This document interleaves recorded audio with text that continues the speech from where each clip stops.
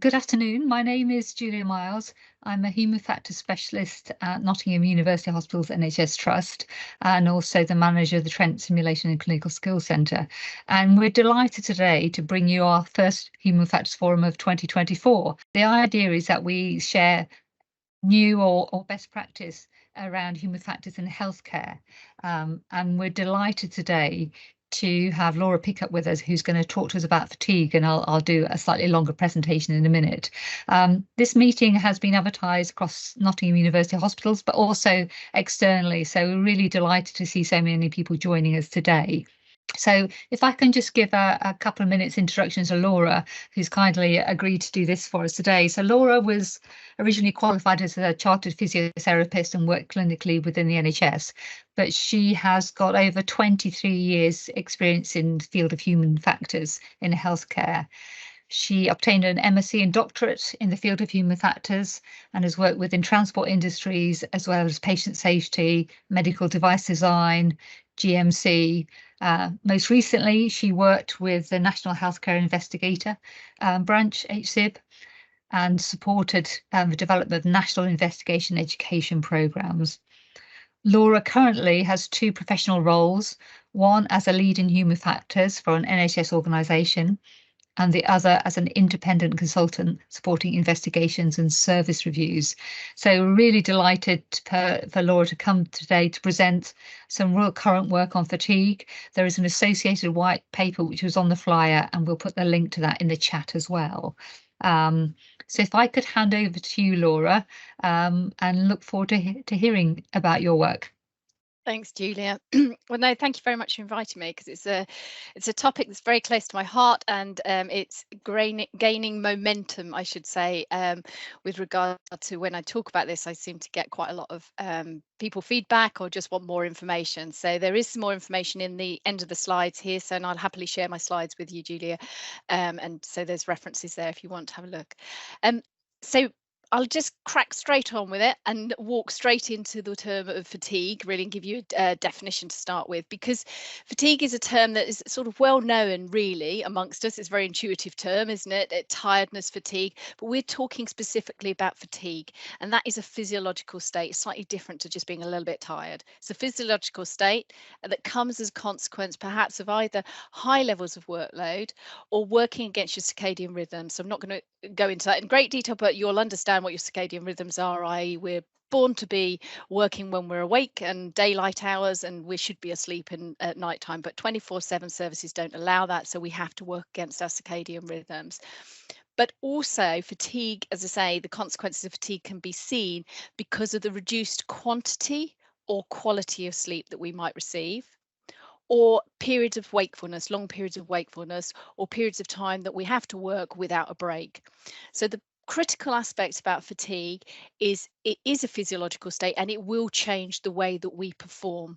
And that is what we're trying to get across, really, the message of why we need sleep and why in healthcare we need to be considering fatigue as a risk at an organisational level as well as an individual level. So this is something that organisations need to be considering how we're going to manage.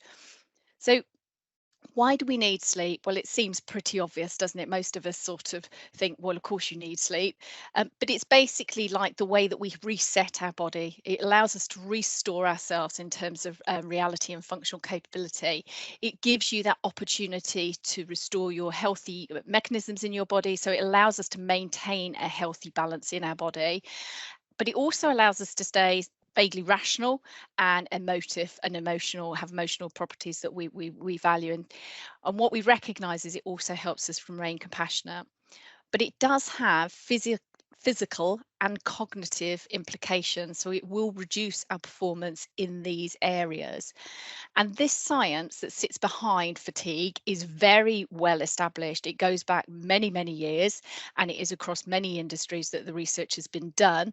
But it's not something that we really see at the moment, that research being currently applied in the field of work and workforce in healthcare.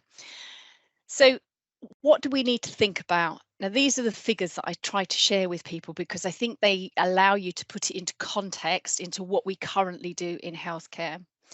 So the evidence is really clear that once we've been awake for about 16, 17 hours, and this was a very famous paper that came in Nature Journal, that it's equivalent to our performance and reaction times are equivalent to the same level at the drink drive alcohol level in the UK, well, most European countries. So that's not working for 16, 17 hours, that's being awake.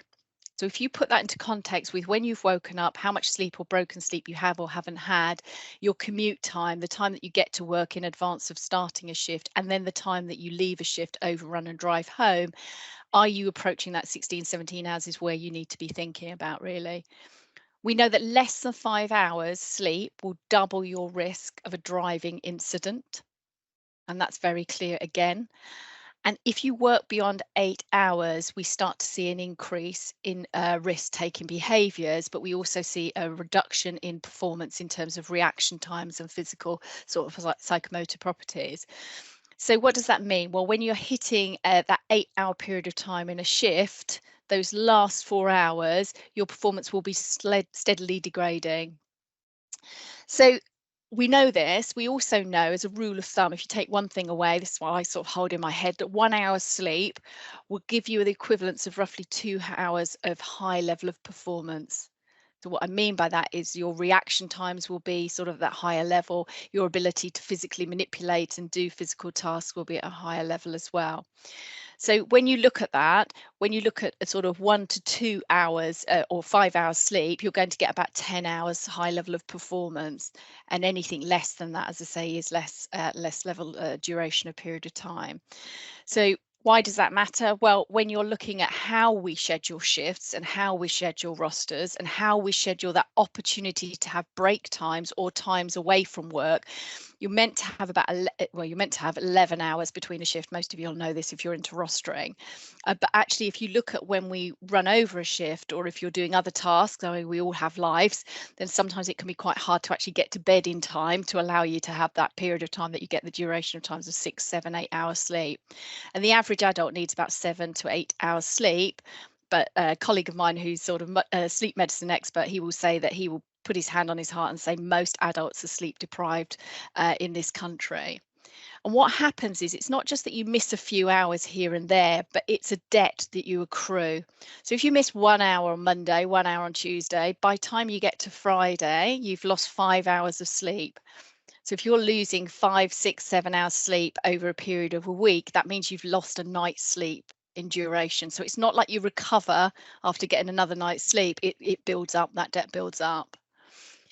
So that's some of it. I mean, that's very basic sort of high level overview of sleep and why we need sleep and some of the figures around it. And I probably should just give a nod to why I've used Alice in Wonderland. And I've used Alice in Wonderland as a theme because when you start to look at the science around fatigue and what we need for our human physiology and our ability to cognitively function and physically perform, it seems slightly mad what we're currently doing. It's this mad world that what we're doing in healthcare really in terms of the way that some staff are working. We know that sleep deprivation or a lack of sleep or overwork or duration or say lack of breaks and fatigue will cause impaired levels of decision making. And we know that and we see that. So if you look towards the end of a shift and you look at how you make a decision compared to at the start of a shift, you will start to see sort of trade-offs being made about sort of possibly rushing behavior or judgments. Because it's interesting, there's a really nice study that's been done. And it shows really clearly compared to when you're not fatigued to when you are fatigued, we have greater risk-taking behaviours. So we are more likely to take a risk than we would perhaps when we're less fatigued or not fatigued. And what that means is that actually we don't judge that we're taking any greater risk. And we judge that the outcome probably would still be acceptable. So we have the same level of confidence in the decision making that we have. So that's even more sort of worrying. It's not just that we're not so good at it, we actually don't judge it as well either. So are we fully aware of these risks when we look at the way that we organise work? Are we fully aware of these risks when we look at scheduling? Do we do certain tasks, which I would argue are safety critical or, have a high level of risk in the period of time when we are just either craving sleep, perhaps 3 in the morning? Do we put NG tubes down at 3 in the morning? Do we decide to check the drug trolley and stock it up again, which is both safety critical tasks, but perhaps not at the best time of the day for us as human beings to do? But do we schedule certain tasks to happen at less desirable times? I'm just putting them out there as questions really at the moment. So the consequences of fatigue, again, very scientifically proven. Reduction in reaction times, reduced cognitive level of function. What do I mean by that? What I mean by that is sort of levels of attention, ability to switch your attention, ability to process information and bring assimilation of information, different pieces of information together. Our alertness. Now, actually, alertness is a critical term that is being used a little bit more in this area, really, rather than perhaps measuring fatigue. Should we be measuring how fatigued someone is, or should we actually be measuring how alert they are? And what that means is your ability to respond, your speed to respond, and your speed to take on new information and attend to different pieces of information. As I say, it also has an impact on your fine motor control, so coordination, levels of coordination, and perhaps this is more relevant for doing, as I say, certain fine motor tasks. I always remember an F2 describing to me how she was about to do a particular task. It was around a cannula, but it was a little bit more than a cannulation, and she just couldn't do it. She normally could do that skill, just couldn't do it. So she actually had to ask a colleague to do it. So you couldn't say, well, that was definitely down to fatigue, but I knew her shift patterns, and you could say that there potentially could have been an impact from fatigue. And that actually is naturally the case with fatigue. All of these consequences that you can see here, you could argue that they may be related or due to something else, and that is very much the nature of the beast. Empathy, compassion, is again, the evidence is very clear that actually staff members that have a high level of fatigue have a lower level of compassion. And if we think about patient experience and some of the complaints and litigation that we deal with, then I think that it would be wise to consider that fatigue may play a part in those areas, but also generally our mental well-being. And I think it's important, what I've just said there is the reason I started looking at this was I came into the HSIB, the Healthcare Safety Investigation Branch, as it was known at the time, as an investigator. And myself and another colleague, Saskia Fersland, had worked in other industries. So we'd seen how other industries treat this concept of fatigue, and it is on their REST registers. They're regulated for it. They're regulated to see how well they are managing it as a risk, but also when things happen, it is considered as potentially a factor that may have contributed to an incident. So it's investigated as well. And there's a way of investigating it, because you have to be very cautious about understanding, trying to bring a picture together and triangulate information together to try and suggest that fatigue may have played a part. So you might have the shift rotors in front of you. You might have a narrative that comes from those that you've spoken to. You might have some of the behaviours and the things that people report at that time. So it's a triangulation so that you can build a picture to try and understand whether fatigue may or may not have played a part. And we would ask people about commute times. We would ask how long they'd been awake for. We would ask about that. But again, that's not natural in healthcare, and there's a reason for that. Because there's a cautiousness in healthcare around talking about this, because it can be perceived as you're criticising an individual, or an individual potentially, we have heard, may feel that they shouldn't admit to being fatigued because it's a slur, or it potentially could be used against them from a professional perspective.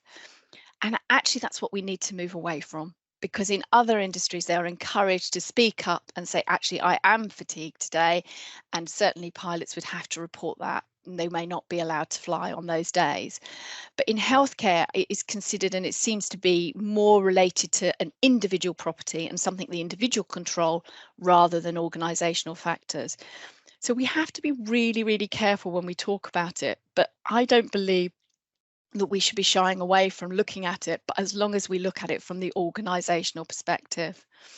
And from an organisational perspective, the sort of things of why we might want to be thinking about it, because of the concerns that it has an impact, and again, the evidence in patient safety field, this is from the literature in this area, it has been shown to be related to increased mortality rates in an area.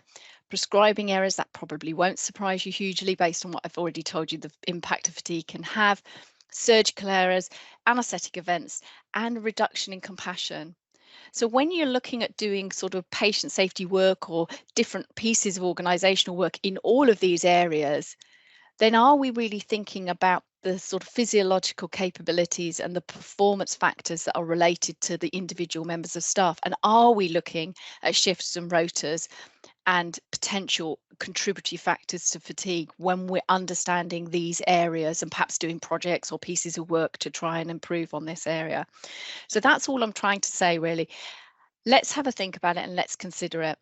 I quite like this visualization because I think this shows quite nicely that we're not saying that fatigue is just about the individual factors in the orange area, although you can see there are a large number of different types of factors that may play a part. And the reason there are large numbers is because actually people are very different, but we also have people with very different lives. So, you know, some people may have a sleep disorder. Have we diagnosed that? People may be going through a really traumatic time at home, and that can disturb their sleep. Do we know about that? And how are we taking account of that in terms of the ability to perform? But you will see on the top half of that circle, shift systems, work factors, and an impact on operational performance. And those are the things that I think we can start to consider and look at from an organizational and an operational perspective. So that was quite useful, I think, from that perspective. But we're not just talking about one job role. Now, a lot of this work around looking at fatigue in healthcare started with a group of anaesthetists. So Nancy Redfern, Emma Plunkett, and Mike Farquhar, who's the sleep medicine doctor. They started a piece of work in this area on fatigue. And if you go to the Association of Anaesthetists website, the Royal College of Anaesthetists website, you'll find a really good set of resources and pages called the Fight Fatigue campaign. And I would strongly suggest you have a look at that. But their work came about having lost a colleague who was driving home, having been awake and been on a night shift.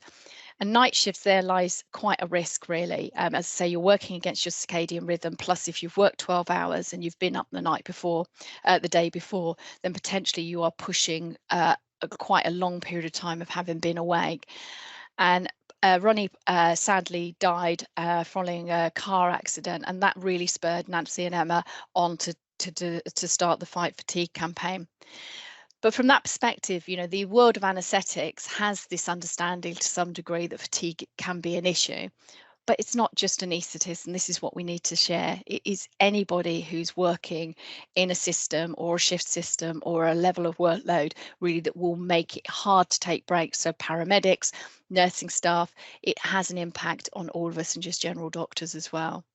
So it's more about looking at job roles from the perspective of the nature of the type of work that we are asking to be done and the organisational factors around it. And if you're not convinced by that and the sadness really that comes with some of those accidents, and it's not just the odd one, there are a number every year.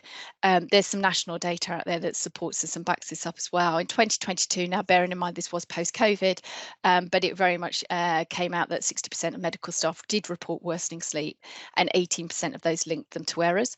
Now, again, you know, that's just a perception. In 2022, there was a really large survey done with the nursing staff, and 61% said they were unable to take necessary breaks. And again, that's a survey we've repeated recently with a small cohort as nursing staff in our trust, and we're finding similar figures.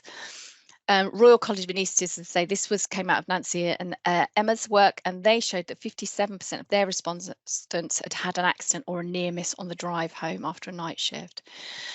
Now, during this work, there's been a small group of us who have come together that came off the back of the work that we started in HSIB to look at how we could investigate for this concept of fatigue.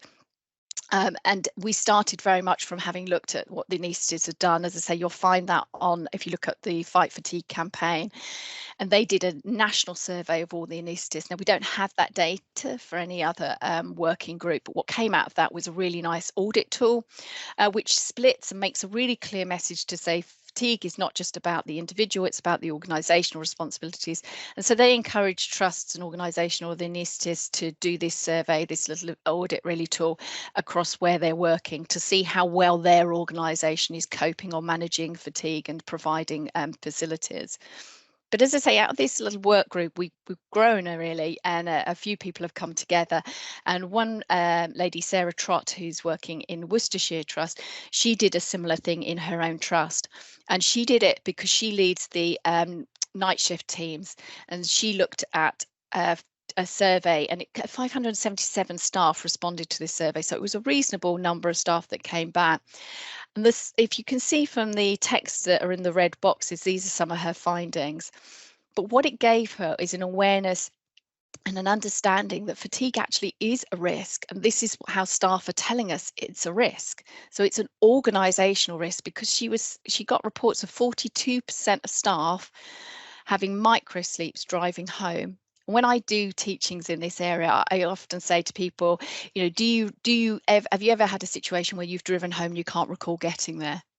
And I can't honestly say there's ever been a session in healthcare where people have gone, no, that never happens, and that's never happened to me. And you hear some horrific stories, but what Sarah found was 42% were having microsleep. So she has it now on her risk register in the organisation, and she puts it on there from perspective of staff safety, but then it's patient safety as well, because you've got 39.3% said they feel they have lack of sympathy and empathy for patients. And 4% suggested they'd had experienced a medication error. But also she was describing, you know, when people are leaving a night shift, what time are they leaving the hospital? 7, 8 in the morning. So we are putting people out into society and on the highways driving, possibly at a very high level of fatigue. And the highest level of fatigue is, I think, after a first night shift. Because a first night shift, you've been up all night for about 12 hours, but the day before, if you're moving on to a night shift, you probably haven't had much sleep. And again, when I ask this question of groups of staff, they usually say, yeah, you've probably been up nearly 24 hours at the end of the first night shift. So how are we protecting staff, but patients, but also sort of society in the way that we're putting our staff out onto the road? So Sarah's survey has been great. She's published that now, and so it's there for you to find. But the event that we ran through HSIB when we had started this work, you will be able to find a full recording if you have the will to listen to it through that QR code there. And what is on there is a number of people presenting, some from healthcare, so you'll hear Emma and Nancy and you'll hear Mike talking, but also from other industries. And what we tried to do is say, okay, healthcare hasn't perhaps started on this journey, but everyone has to start. And you'll hear how other industries have started, and they weren't in ideal positions either. They didn't have limited resources. They don't have the opportunity to just bring on large numbers of staff. That's not what we're saying. But what we're saying is if we start to acknowledge that fatigue is a risk, then we can start to find some pragmatic ways and approaches to managing that risk within the constraints of the current resources that we have.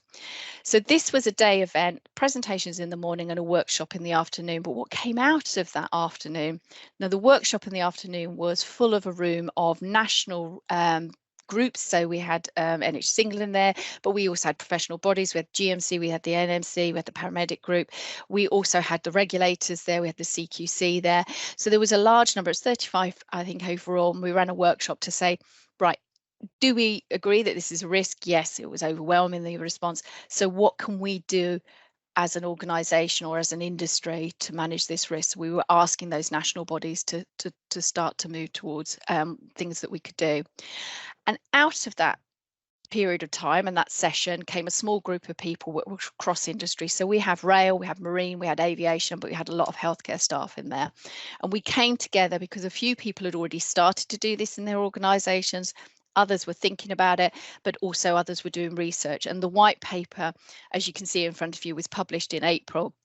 And you'll get at it from that QR code, but I've got a feeling Evie will probably put it in the chat. But you can read about where this started, a little bit of that background information that I've shared with you today, but also what we really wanted to make this white paper about was, so what? What do we do now, and how do we make it practical and pragmatic for healthcare organisations to consider?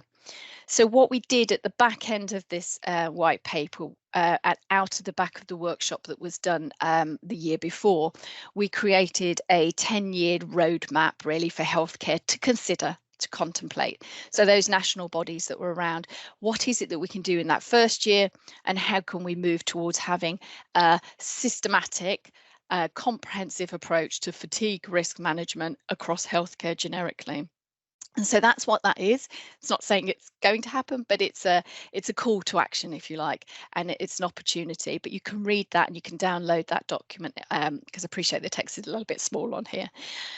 But that document you'll also find in there is some things that, okay, you might not be able to influence the roadmap from 0 to 10 years at a national level, but what is it that we can do individually in our trusts? Now, I sit in a trust and I've managed to bring a small team together. So we have occupational health, we have the wellbeing team, I've got the risk governance team involved, we've got someone from psychology, we've got a very senior deputy nurse, and we've got others who are working on the front line. And we are trying to take this idea forward by looking at some of the things that are in this paper to create some aspirations of a fatigue risk management system within our trust. And so this piece of the white paper really talks about, well, what is it that we would wish, or how can we enable individuals, if you like, to understand fatigue, understand the risks and manage fatigue. And then the next level down is at the organisational level, which is where I'm trying to sort of have an influence. And then over the page, which I haven't covered, is at the national level. As I say, I know that's outside of your control. But what we were trying to do is, if we could do a few of these things, you know, across every organisation, one of the things in there is quite simply, can we get it on your risk register as a risk? We have many risks, but can we get it on a risk register? And if you're going to put it on a risk register, you need some data to support why it's a risk. So that's what we're in the process of doing, benchmarking and knowing where our data sources can come from. And so that's the white paper. So I hope it will be useful. And as I say, I hope that what you take away is it's practical and pragmatic. It's not intended to be, it is aspirational, I hope, but it's not intended to be outside of our reach. It's intended to say, you know, these other industries, some of them are further ahead than others. And right at the back of the white paper, you'll see some case studies from these other industries. Now, if you want to have a look at who has done it and how it's been done, then you'd have to go to Queensland probably. I mean, obviously don't, but the idea would be to look at this fatigue risk management system document that they've got, because their government have mandated it. So their healthcare providers need to have a fatigue risk management approach within their organisations. And this is the document. Again, you'll find this online. It's free to download. So it's quite a nice document. And it shows you quite clearly what their aspiration is. But one piece of information I think is really helpful and really interesting, because I think this pulls together, if I was going to give you all of the scientific evidence in a book, you probably would never read it. But in a table, this is quite a bit of a manageable chunk, really, just to say these are the key risks, some of the key risks that we could be considering. So they're using these, if you like, to sort of benchmark how you fit.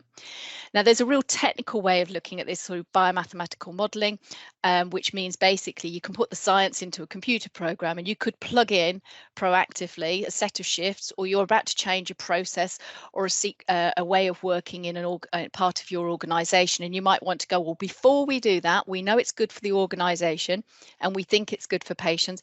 Let's have a look at what it looks like for staff in terms of how it's going to affect the fatigue levels.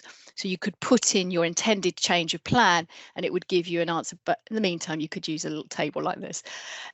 But it helps you try to balance organisational decision making, not just around performance and efficiency and possibly finance, but with patient safety, obviously, and staff health and well-being with regard to fatigue. But it's not just about staff health and well-being. It's not a nice to do.